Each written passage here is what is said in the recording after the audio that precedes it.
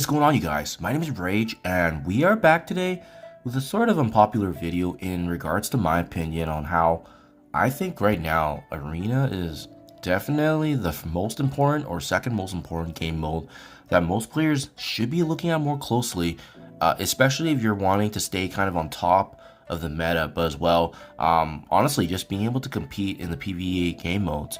It's keeping me to stay very competitive. I've been top 10, top 15, really ever since I unlocked Super Scroll because he's made it relevant, right? But I want to talk about why Arena, in my honest opinion, is probably one of the top priorities that you should be focusing on, and especially if you're free to play.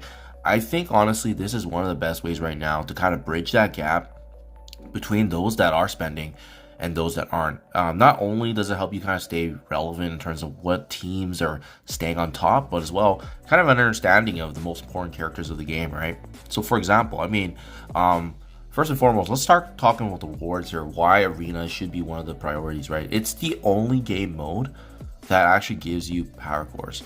You obviously can dabble here and there with some of the milestones where they give you a bit, but in terms of the sheer raw quantity of power cores and how easily it adds up over time, the arena credits really are nothing to talk about here, but it's the power cores component. Power cores are probably, in my honest opinion, the most important resource in the game because it's the only resource where you can actually purchase multiple items in the game. And again, this is typically what you're spending on if you are spending money in the game is the power cores. You get 400 in top 3, and anything above top 10 you're getting 300. So it adds up over time. Even just my video the other day, right? I actually unlocked Black Knight completely free to play. Mind you, it did require a little bit of RNG, but the fact is that let's see right here.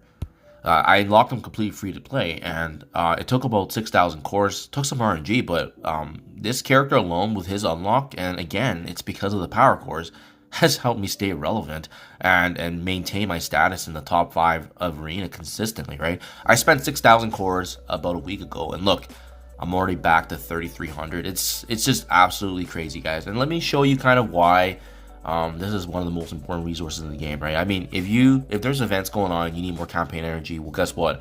To refresh the yellow campaign energy, you need power cores. If there's events going on and you want to refresh your ISO 8, typically this one would also cost power cores if you don't have any of these green ones built up over time. So again, I'm starting in that horde mode because we just wrapped up an event with ISO 8, but yeah, this is the only way. And then lastly, we have an event that's starting here pretty soon here with the unlock of Black Knight, and guess what?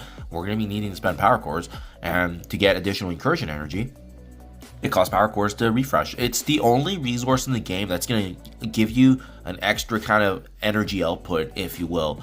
And not even the energy side, but even if, let's say, for instance, you want to keep farming a specific character or node, or maybe you're interested in getting more shards of, let's say, Team Loki here.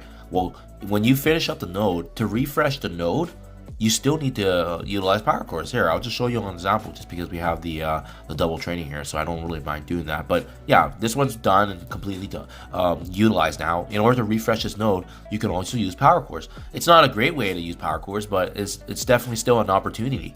And then, in my opinion, the most important reason why you want to be saving power cores, and the only time I probably usually would be hoarding, is every time a new character is introduced into the game, they're going to be added up as first initially as an offer, right? I don't typically do this, but given how god tier level and how meta changing Black Knight was, I saw this right away when his kit was first released and announced. And that's when I was like, okay, I am saving every power core because I want this character as soon as possible, especially if you could unlock a character free to play that could counter Super Scroll himself in the meta. That is absolutely phenomenal.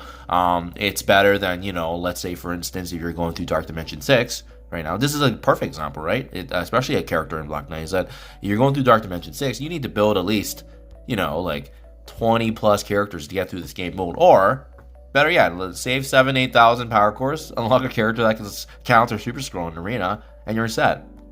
So, there's a lot of versatility in power cores, and I think more players actually should be taking it seriously. But that's why I've been kind of obsessed with it and trying to be in these top rankings. But what I've also really enjoyed and appreciated about the arena meta right now, especially with the addition of Black Knight, has been you can punch up on whales. And let me kind of show you what I'm talking about here. This has been referenced in my past videos already, but you know, I make it as a joke, but like, I don't belong here. You know, my TCP 38 million. It is like the lowest in the top 15, top 20 players right now in my arena bracket. I mean, I honestly just don't belong here. Justin's one of the lower ones, you know, big shout out to him. He's 58. We Ate Pizza, he's 92. Commander 325, 65, right? And the list goes on and on. Hulk used to be number 1 here, but he's been consistently getting pushed down because everyone's just getting really competitive in this arena, right? 104 million TCP, Mr. Vor, 54. So the list goes on and on. But what I really like about this game mode is the fact that it is not really roster kind of driven, right? You just need the 4 best 5 characters in your roster that can compete and punch up. And the thing with this is that you can only, you know, upgrade them so much. Now that we have the confirmed Apocalypse and Super Scroll Red Stars coming into the game, obviously it's probably going to be a little trickier. But what I do appreciate about this arena meta is that you can still punch up. Even in my last video that I made, if you guys are interested, you know, I was actually up against Hulk. He had a defense that was, I think, you know, close to 500, 600k higher than my offense. Still can take it down. Point is that you may need some RNG, but it's not impossible. And this is the other thing that no one is talking about when you are in the top 15, top 20 in arena meta. Because I know people will probably thinking like, oh yeah, it doesn't matter. Like once you get there anyways, you're going to get pushed down. And I want to speak on that actually a little bit. I have been in this like 50, I think I've been in this 30 to 50 region for, I think, the better part of a year, up until I got Super Scroll and his unlock in last November, right? Ever since I've unlocked Super Scroll, ever since I've been paying a little bit more attention to arena meta, I've been consistently top 10. You know, it is rare that I'll drop out of the top 10 now. And the point I want to illustrate here is that once you're in the top, you stay in the top.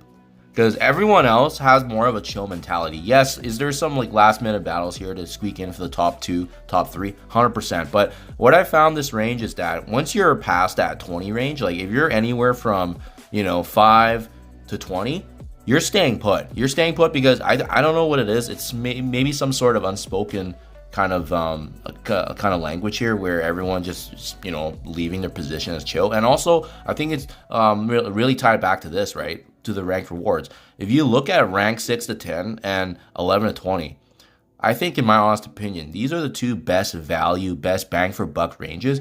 And if you're already in that range, like let's just say you're ranked number 10 and in order to jump to 5 or 6, you need 2 attacks. Is it worth it at that point? Some people just want to chill and relax, right? I think the most competitive for sure is going through this like 20 range all the way to even, I would say, 100, maybe even 250.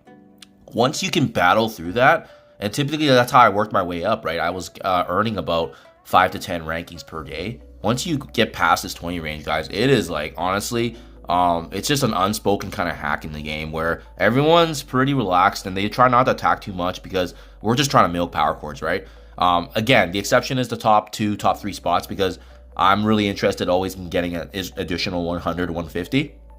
But this is honestly how I've been closing the gap, guys. This has been huge. It's been big for my free-to-play account because the characters I've been building really do matter, and the arena meta has completely allowed me this opportunity to really massively hoard power cores. And that's how we're going to get an edge in all the other future game modes, including, you know, Siege Battle World that's coming. We have Dark Dimension 7 that's around the corner, and having more resources is going to allow us that flexibility and that ability to pivot. So I hope this video has shared some insight in terms of where I view arena. I think more people should be taking it seriously because it's the only game mode where you can really add that significant boost to your power cores. And as I said, a week ago, I blew 6,000 cores, which was my entire arsenal on the unlock here at Black Knight. And now look at me, I'm halfway back to my reserve, and I'm going to keep building this because we don't know what the next character is going to be like in terms of god tier level. But again, we want to be mindful when we're using power cores, but at the same time, it just creates so much ability to pivot in the game, whether it's farming additional nodes, whether it's getting additional energy, and then finally that opportunity here where those new characters are added, super rare to take advantage of. So let me know what you think in the comments below, guys, if you agree or disagree. But I definitely think it's just such a great game mode right now. The meta has been awesome to see, and the amount of theory crafting has definitely been very surprising and much appreciated. So yeah, thank you for your time as always, you guys. Do appreciate hearing back, and I'll catch you guys in the next one.